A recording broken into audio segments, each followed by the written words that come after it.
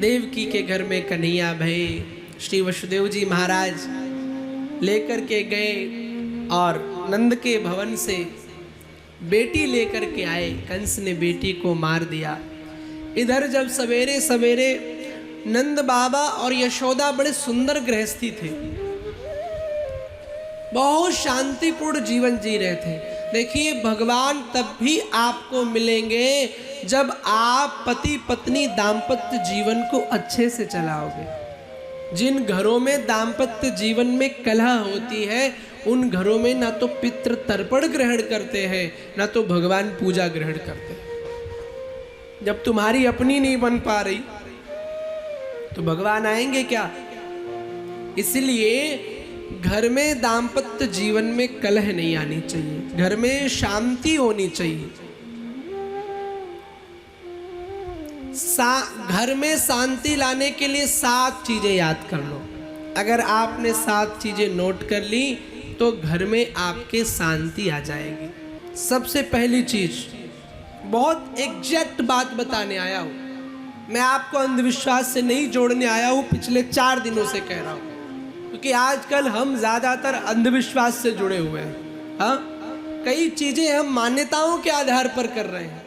बहुत सुंदर घर बनाया और उसमें एक भूत वाली हड्डियां टांग दी महाराज। हाँ? क्या हड्डियां तुम्हारे घर की रक्षा कर लेगी? मर्सिडीज गाड़ी लेके आया और ड्राइविंग सीट पर नींबू मिर्ची लटका दिया। क्यों? मैंने कहा नींबू मिर्ची क्यों? बढ़िया मर्सिडीज में। बोले उससे एक्सीडेंट नहीं होता। मैंने कहा आप नींबू मिर्ची गाड़ी चलाएंगे क्या? अंधविश्वास हमारे अंदर इतना ज्यादा घुस गया है, हम भेड़ चाल चल रहे हैं। कई एक मैया का तो फोन आया मेरे पास, बोले गुरुजी शालिग्राम भगवान को तुलसी के नीचे रखना चाहिए। मैंने क्यों? बोले मैंने किसी से सुना था कि तुलसी जी के गमले में शालिग्राम जी को गाड़ देना चाहिए। मैंने कहा जिंदा ही शालिग्राम जी को मार दिया। उस मैया ने 6 महीने से गमले में गाड़ रखा था शालिग्राम जी को, और ऐसा बहुत जगह हो रहा है। कई लोग कहते हैं शंकर जी तो खुले में रहते हैं, और इसी चक्कर में बेचारे शंकर जी आज हजारों साल से धूप खाते खाते, लपटे खाते खाते बीत जा रहा है शंकर जी का। अभी यहाँ तब भी मंदिर में बहुत से लोग खुले में शिवलिंग रखते हैं। अरे नहीं भैया, क्या शंकर जी को धूप नहीं लगती है क्या? शंकर जी ने क्या कोई जैकेट पहन रखा है धूप प्रूफ? ऐसा नहीं करना चाहिए। छोटी आकृति का अंगूठे से छोटा शिवलिंग हो तो आप घर के अंदर अपने पूजन कक्ष में भी रख सकते हैं, और बड़े शिवलिंग की स्थापना मंदिर में हो सकती है। तो अंधविश्वास से थोड़ा दूर करने आए हैं हम आपको। तो पहला उपाय, अगर शांति चाहते हो तो व्यापार में पारदर्शिता होनी चाहिए। दाम्पत्य जीवन में आप कितना कमाते हो ये आप हस्बैंड वाइफ दोनों को क्लियर पता होना चाहिए। सबसे पॉइंट पहला लड़ाई का यही है महाराज, कि मुझसे छुपाते हैं, इधर लुटाते हैं, उधर लुटाते हैं। हाँ, आप मान लो 5 लाख कमाते हैं, अब बीवी आपकी जानती 3 लाख, बाद में किसी दिन पता चला कि 5 लाख, तो अब मन में शंका आ गई, अच्छा तो 2 लाख कहाँ लुटाते हैं? अच्छा तो आज मैं समझी कहाँ लुटाते हैं, और उसी दिन से लड़ाई चालू। तो पहला पॉइंट, शांति पाने के लिए व्यापार में पारदर्शिता होना चाहिए। दूसरा पॉइंट, निजी जीवन की पवित्रता होनी चाहिए। आपसी जीवन में पवित्रताएं होनी चाहिए। मन की पवित्रता, तन की पवित्रता, सोचाचार अच्छा होना चाहिए। तीसरी बात, वाणी मधुर होना चाहिए। आजकल 95% झगड़े तो इसी बात को लेके, वो पति सुबह से शाम तक काम करके आता है और कहीं क्रिकेट चल रहा है, थोड़ा सा रिमोट ले लिया, सो देवी जी ऐसे मेरा सीरियल आ रहा है, रिमोट कैसे ले लिया तूने? वैसी कौन सी वाणी निकलती है? और मान लो पत्नी बेचारी देख रही है, पति देख रहा और पत्नी ले ले, तो पति भी कर्कश वाणी से। आपस में वाणी मधुर हो, एक दूसरे को रिस्पेक्ट देना सीखो। दाम्पत्य जीवन में कभी भी लड़ाई नहीं होगी। पर हमारे यहाँ मैया 3 समय ही वाणी मधुर होती है। कब? एक जब लड़की की शादी हो रही होती और पंडित जी नाम पूछते हैं, लाली तेरो नाम क्या है? तो बिटिया धीरे से बोलती सुनीता। और वही बिटिया जब 6 साल हो जाते शादी के, फिर नाम पूछो।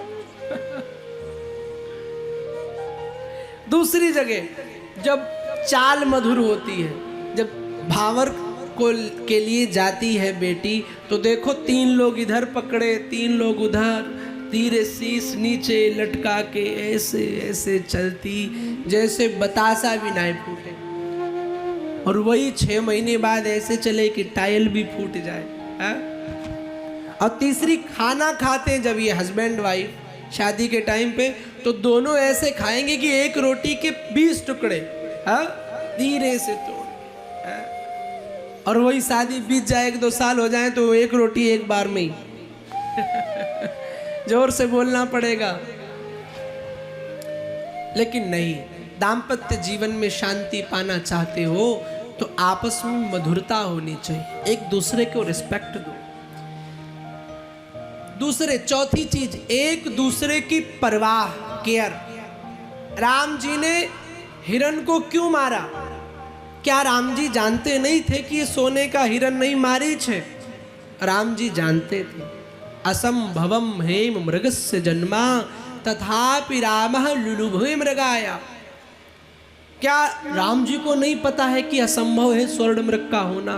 बोले पता है। फिर भागे क्यों मृग के पीछे? बोले राम जी इसलिए भागे क्योंकि श्री जानकी जी ने विवाह के बाद पहली बार कुछ मांगा है, और पत्नी की मांग पूरी करना एक पति का परम कर्तव्य होता है। राम जी इसलिए हिरण को मारने गए। एक दूसरे की केयर करना, दाम्पत्य जीवन में कभी झगड़ा नहीं होगा। 5वां, आपस में विश्वास, ट्रस्ट होना बहुत इंपॉर्टेंट है। अगर आप आपस में ट्रस्ट नहीं है तो कोई भी तीसरा आके रोज आपकी लड़ाई लगाएगा। एक दूसरे पर ये विश्वास का बंधन है। हम भारतीय हैं, हमारे यहाँ 1 जन्म नहीं 7 जन्मे की कस्में खाते हम तो। 7 जन्म हम तुम्हारे, तुम हमारे हैं। और 7 जन्म की कसम खाने वालों को कोई 7 बातें बता दे इधर उधर की, अब 7 जन्म सब बाढ़ में गए। इसलिए एक दूसरे पर विश्वास रखो। आज से जिनका विश्वास न बन पा रहा हो वो आज से करना शुरू कर दो। और 7वीं बात, छोटी छोटी बातों को इग्नोर करना शुरू करो। छोटी छोटी बातों को सीरियस नहीं लो। घर में थोड़ा बहुत खटपट तो सबकी रहती है। श्री जानकी जी भी राम जी से कभी कभी नाराज हो जाती थी, श्री राधा जी भी कन्हैया से नाराज हो जाती थी, श्री रुक्मणी जी भी कृष्ण से नाराज हो जाती थी। तो कभी कभी तो खटपट होती ही रहती है। इसलिए छोटी छोटी बातों को इग्नोर करो। ये 7 चीज़ें जो अपने जीवन में अपनाएगा, उसके गृहस्थ में, उसके घर में शांति स्थापित हो जाएगी, भक्ति स्थापित हो जाएगी।